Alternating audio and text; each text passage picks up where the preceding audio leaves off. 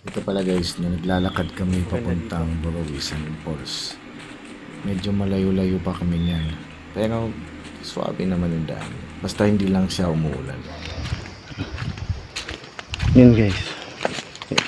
Medyo malapit na tayo. Ito. Gandahan lang tayo sa paglalakad kasi medyo madulas yung daan.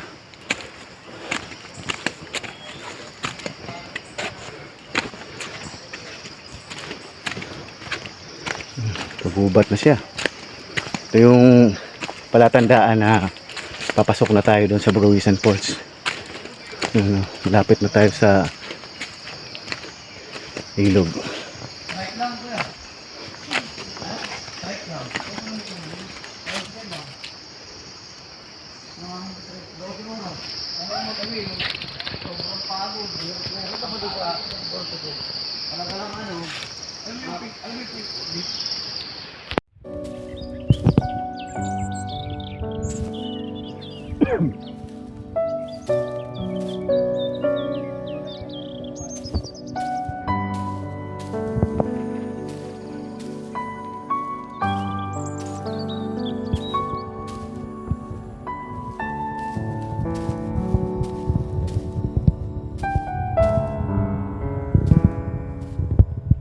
Guys, papasok na tayo dito sa Bulawisan Falls.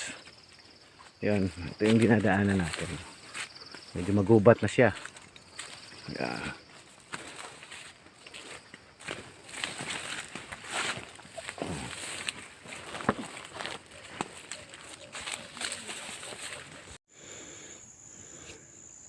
Ang 2 hours ba? Oh, mga 2 hours. Mga 2 hours po, nandito 2 na hours po kami sa campsite po ng Mount Romero po. Ayan. Yan, Ayan. Kisi-kisi ba? kisi-kisi. Kisi-kisi. Mga kisi po yan na lalaki. Ayan. Kisi-kisi yung mga lalaki. Sa nga pala, going to waterfalls na po kami. Ayun yung kaibigan natin si Kuya Teroy. Support natin yung ano niya, FB. Hello po. Ayan. Tag mo yung FB mo.